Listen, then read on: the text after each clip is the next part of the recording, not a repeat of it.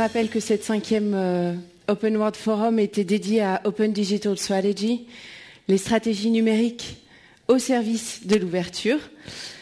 Le programme de cet après-midi est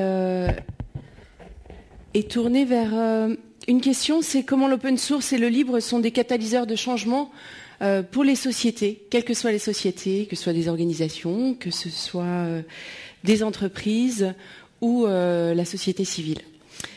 Nous terminerons la journée par les Innovation Awards avant de laisser la scène à Code, qui est une autre section de l'Open World Forum.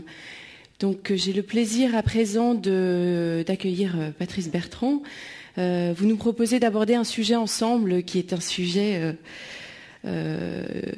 quelque peu polémique, en tout cas qui est un point de vue personnel et que vous nous offrez de partager pour revisiter les modèles économiques du libre au service de la science, de la société, de l'entreprise, du citoyen, à partir de 2 questions. Comment articuler l'éditeur et les communautés? Et faut-il craindre les modèles freemium? La scène est à vous.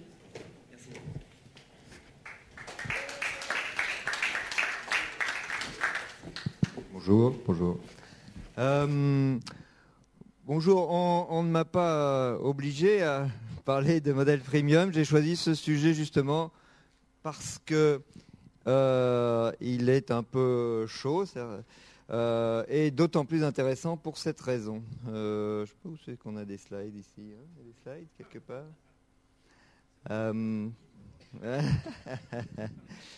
Je vais vous parler un tout petit peu de modèles économiques et à l'intérieur des modèles économiques, un petit zoom sur les modèles économiques d'éditeurs de solutions open source et à l'intérieur de ceci, un zoom supplémentaire sur les éditeurs qui choisissent un modèle freemium. J'aimerais bien qu'on me trouve des slides quand même, si vous le voulez bien. Parlant de modèle économique, j'avais une session hier avec Simon Phipps où Simon disait je ne veux pas entendre parler de business models, c'est pas du business. Merci. Et les slides, elles arrivent alors ou... D'accord. Ouais, d'accord. Ah voilà, on y arrive. Je ne veux pas entendre parler de business models, c'est erroné. Moi, j'avais tendance à dire d'accord, business, c'est pas tout à fait le bon mot, mais modèle économique, néanmoins, même concernant les fondations, c'est pas totalement idiot de parler de modèle économique, car il y a une économie. Ce qui est merveilleux dans le logiciel libre, c'est que il n'y a pas beaucoup de gens qui se lèvent le matin en se disant comment je vais faire le bien de l'humanité aujourd'hui. Il y en a, et on peut leur en être reconnaissant, mais c'est pas la majorité malgré tout. Il y en a même qui se lèvent le matin en se demandant comment ils vont gagner leur vie pour payer le loyer à la fin du mois. Et néanmoins, ce qui est merveilleux dans le logiciel libre, c'est qu'on arrive à faire du bien par accident, par side effect et effet de bord du fait d'avoir cherché à gagner sa vie. Alors bien sûr, gagner sa vie d'une certaine manière et avec certains principes. Voilà qui je suis. Je suis fondateur et directeur général d'une société qui s'appelle Smile, pour ceux qui ne connaissent pas. Et donc j'ai présidé cette année l'édition de l'Open World Forum. J'ai des slides qui sont en anglais, mais je vais parler en français. Je pense qu'une majorité de l'assistance est française. Donc vous connaissez bien la formule free, not as in free beer, ça veut dire que ça n'est pas gratuit. Et effectivement, on a souvent répété, mais libre ne veut pas dire gratuit. On le répète, mais dans la vraie vie, qui est-ce qui paye, qui est-ce qui est prêt à payer, et comment? Comme on le sait, une majorité de développeurs de logiciels libres et open source sont payés et ils méritent bien de l'être et il faut qu'ils le soient. Et cependant, dans la sphère des entreprises, un DSI passe ses journées, jour après jour, à chercher des réductions de coûts. Donc de lui expliquer qu'il devrait payer quoi que ce soit s'il peut l'éviter, autant il est prêt à accepter assez facilement que par principe tout travail mérite salaire, autant s'il y a un moyen quelque part d'éviter de payer, a priori on lui a appris à sauter dessus et à en profiter. Voilà, et par ailleurs, faire le bien de l'humanité, ça n'est pas non plus dans la mission qui a été confiée au DSI, a priori, mais on a vu avec Michel Delattre hier que ça pouvait en faire partie pour certains d'entre eux néanmoins. Et nous-mêmes, on pourrait se poser la question, est-ce qu'on est vraiment prêt, nous-mêmes, chacun d'entre nous, individuellement, à payer dans des cas où on peut l'éviter facilement ? J'aimerais resituer aussi cette réflexion sur les modèles économiques dans le contexte de la circulaire qui a fait grand bruit du gouvernement sur le logiciel libre dans les administrations. On en a beaucoup parlé. Il souligne la nécessité de contribution et ça a été très apprécié, c'est une excellente chose. Et il fixe même une cible de 5 à 10% des coûts de licence économisés comme étant ce qu'on doit au minimum, c'est une sorte de plancher, être prêt à reverser en termes de contribution. Alors on peut se poser la question d'ailleurs, est-ce que comment ce pourcentage, 5 à 10%, se comparerait à ceux d'un éditeur propriétaire ? Mon sentiment, étayé sur quelques chiffres qu'on trouve, c'est qu'un éditeur propriétaire en situation de quasi-monopole, comme il en existe un bon nombre, arrive à des 50, 60% parfois de marge. Ça veut dire que vous versez 100 €, il y en a déjà 60, c'est du bénéfice. Et les 40 qui restent, on peut estimer qu'il y en a une trentaine qui va dans des coûts commerciaux et de marketing. Et puis éventuellement, il y en a 10 qui arrivent dans vraiment le développement du produit. Ça doit être assez variable, bien sûr, mais disons que c'est une estimation à la grosse maille. Et donc finalement, si tout le monde s'appliquait à reverser l'équivalent de 5 à 10% des économies de licence, on pourrait imaginer que le logiciel libre amène le même flux financier vers le développeur. Mais malheureusement, ils sont rares ceux qui s'imposent une pareille cible. Et puis, une question qui peut se poser à destination des ministères qui prennent cet engagement très, très positif, c'est qu'est-ce qu'il en est de la manière d'amener de l'argent pour payer le salaire des développeurs des solutions open source qui ne sont pas de fondations et de communautés, mais qui sont portées par des sociétés éditrices. Et justement, je vais y venir petit à petit ici. Les modèles économiques, donc effectivement business, je regrette de l'avoir écrit ici, mais en même temps en anglais on dit business models, en français économique, qui a l'avantage, qui a une petite nuance différente. Pour moi, il y a 3 modèles économiques qui sous-tendent le logiciel libre. Celui des fondations, qui est un modèle de recherche et développement partagé. C'est-à-dire, on le sait, des quantités de grandes entreprises sont contributrices, par exemple, du noyau Linux. C'est bien sûr le plus bel exemple. Elles sont des dizaines, on en trouve la liste. On y trouve des grands noms bien connus et qui étaient attendus dans la liste. Et puis, on a des surprises parfois. On y trouve un peu de Volkswagen, un peu de ST Micro, etc. Et c'est extraordinaire parce que chacune de ces entreprises y trouve un bénéfice. C'est-à-dire qu'aucune ne fait ça pour le marketing, pour s'afficher comme bienfaiteur de l'humanité. Non, c'est vraiment pas leur objectif. Et donc, typiquement, elles font un certain bien à l'humanité, en particulier à l'enrichissement du patrimoine de logiciels libres, presque par effet de bord, par accident. Et puis, il y a le modèle des communautés qui, disons, dans certains cas, s'appuie aussi sur une forme de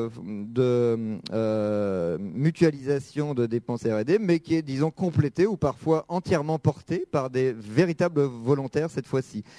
Et puis, le modèle des éditeurs de solutions open source qui a pris un essor particulier ces 10 dernières années, je dirais. Bon, bien sûr, la figure historique qui a ouvert la voie, c'est sans doute MySQL dès les années 90. Mais ces 10 dernières années, on a vu que un très grand nombre de startups qui se lançaient dans le logiciel choisissaient ce modèle open source pour différentes raisons. Et donc, ce patrimoine open source porté par des éditeurs a complété le patrimoine issu de fondations et de communautés. Pourquoi ces éditeurs ont choisi ce modèle open source? Ils n'étaient pas obligés. Ils avaient de magnifiques success stories qui avaient ouvert la voie dans le logiciel propriétaire. Donc, a priori, on pouvait leur dire il y a plein d'argent à se faire dans le logiciel propriétaire. Pourquoi ils n'ont pas choisi cette voie? En tout cas, un très grand nombre d'entre eux ces 10 dernières années. Je dirais, les raisons sont nombreuses, j'essaie de les recenser ici, mais on peut commencer par celle du bas. Sans doute que les places n'étaient plus à prendre, c'est-à-dire que voilà, les monopoles étaient formés ou oligopoles, et pour des nouveaux venus sur ce marché, il était trop tard. Avec un logiciel propriétaire, ne pouvait plus se faire une place.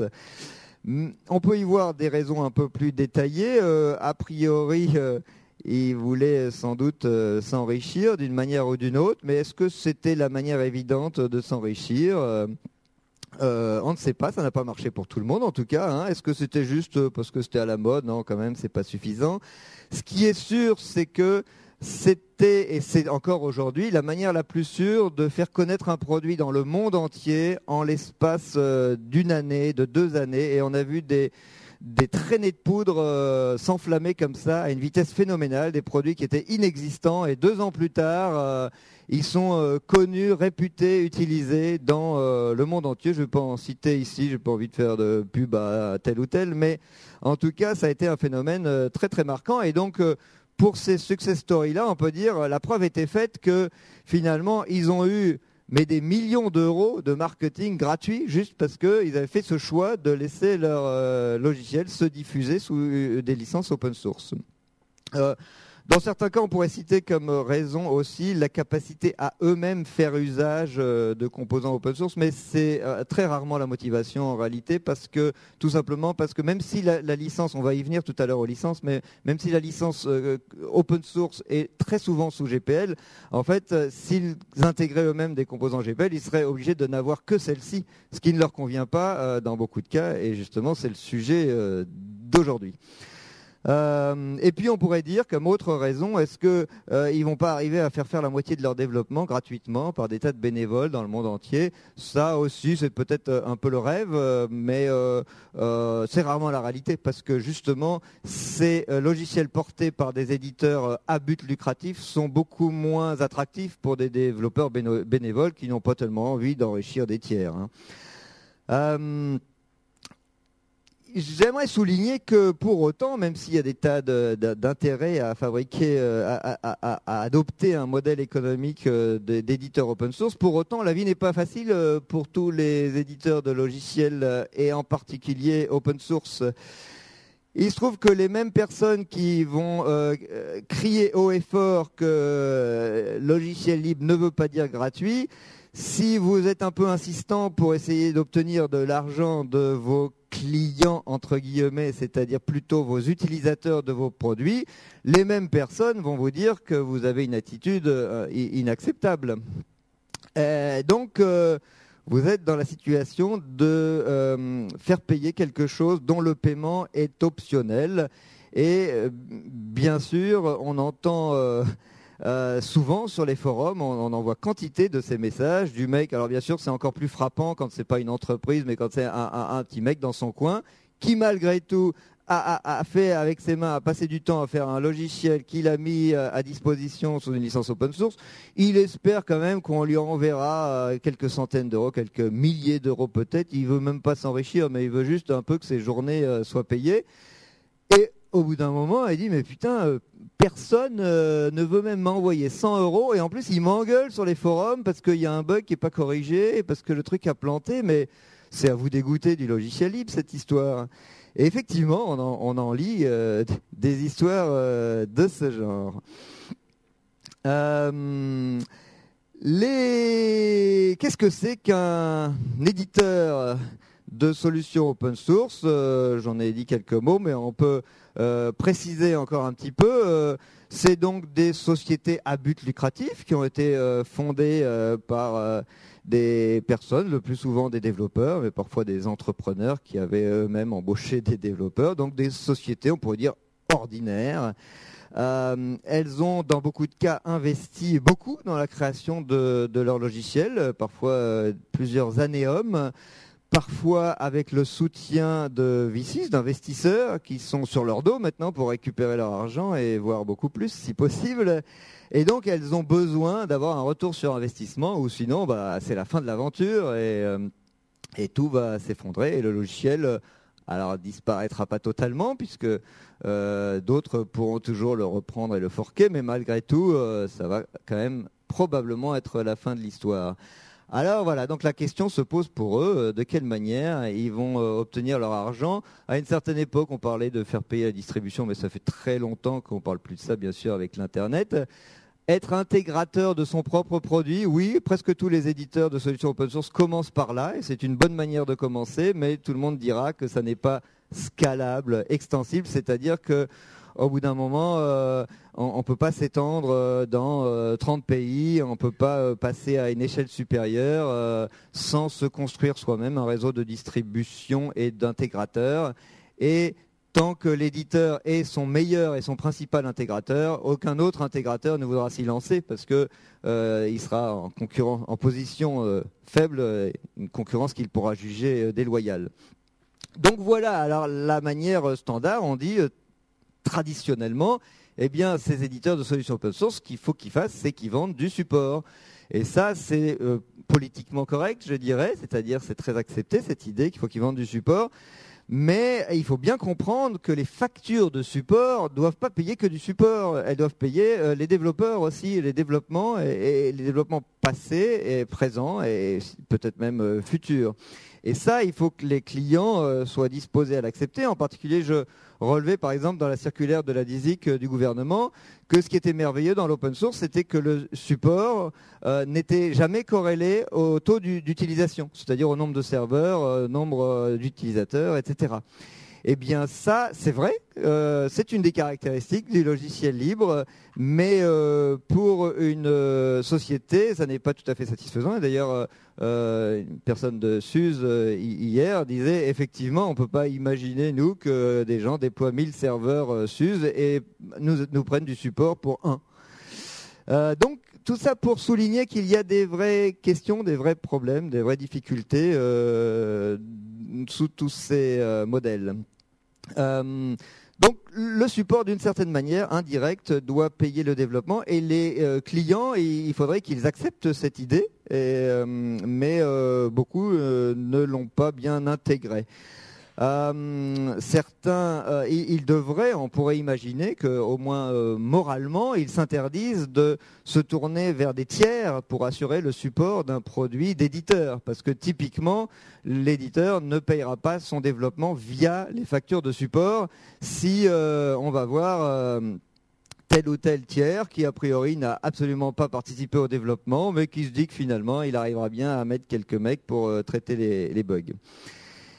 Et donc, pour rendre tout cela pérenne, il faudrait effectivement que les clients acceptent une certaine proportionnalité du coût à l'usage. Proportionnalité d'ailleurs qu'on retrouve dans l'engagement des 5 à 10% des économies dépensées en contribution. Donc la logique est à peu près là.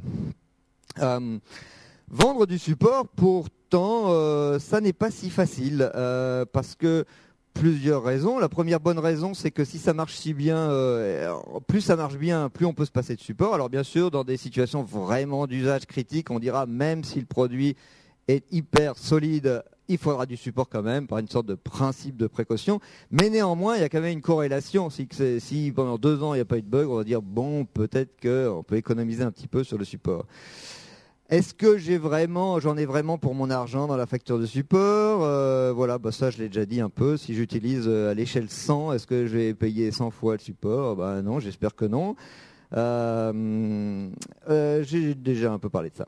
Et donc, face à cette difficulté de vivre sur le seul support, un certain nombre d'éditeurs de solutions open source choisissent un modèle à double licence, modèle qu'on appelle parfois freemium, souvent de manière très péjorative. Hein, c'est pour ça que j'appelais ça. Est-ce que c'est un gros mot ?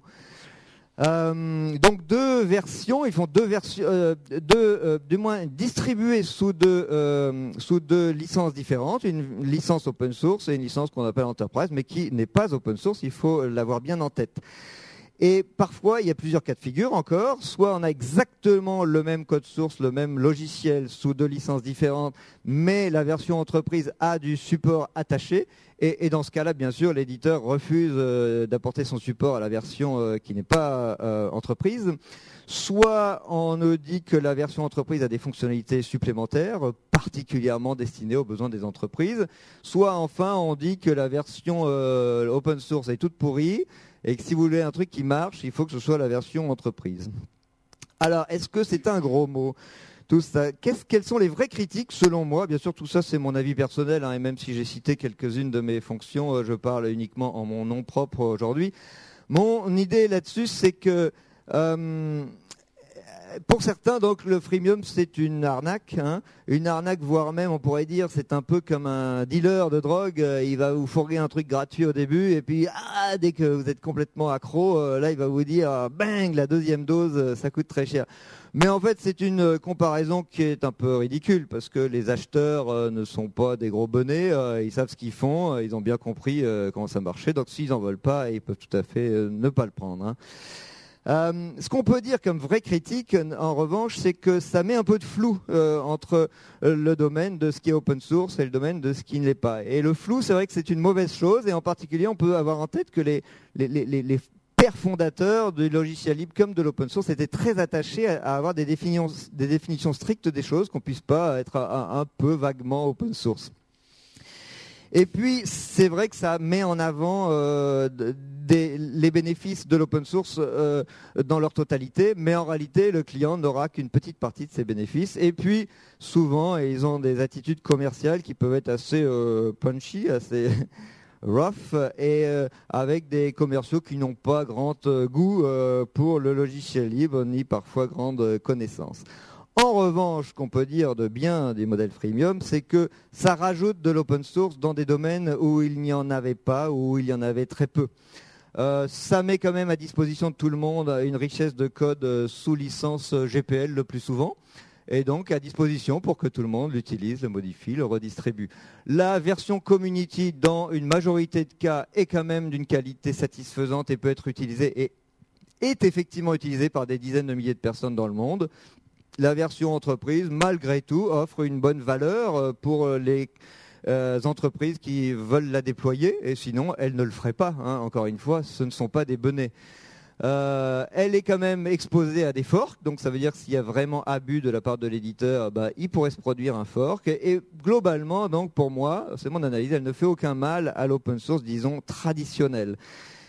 Je souligne aussi que ce patrimoine nouveau supplémentaire venu des éditeurs n'est en aucun cas en compétition avec l'open source traditionnel, tout simplement parce que s'il y avait compétition, il la perdrait immédiatement. C'est-à-dire si demain la fondation Apache fait un outil de GED, un outil ETL, un outil de BPM qui est la même force de développement communautaire, la même qualité, la même couverture fonctionnelle que les grands standards, eh bien les éditeurs qui sont sur ce marché mettront la clé sous la porte dans le mois qui suivra. Donc la compétition n'existe pas, c'est vraiment exclusivement du complément. Comme je suis un peu en retard, je vais sauter cette slide. C'était sur l'articulation de l'éditeur avec des communautés, malgré tout, par le biais du modèle noyau-extension. C'est un sujet intéressant, mais là, on n'a pas le temps. Donc voilà, ma conclusion, c'est que globalement, ça fait plus de bien que de mal. Ça pose quelques petits problèmes, mais globalement, plus de bien que de mal. C'est une manière d'avoir des programmeurs qui sont payés à la fin du mois et qui néanmoins enrichissent le patrimoine open source disponible à tout le monde. Sans concurrence, ça aide aussi le logiciel libre à rentrer dans les entreprises parce que c'est généralement sur des créneaux qui effectivement servent bien les besoins des entreprises. Voilà, je ne veux pas être plus en retard que je ne l'ai été. Je rends le micro. Merci. Merci.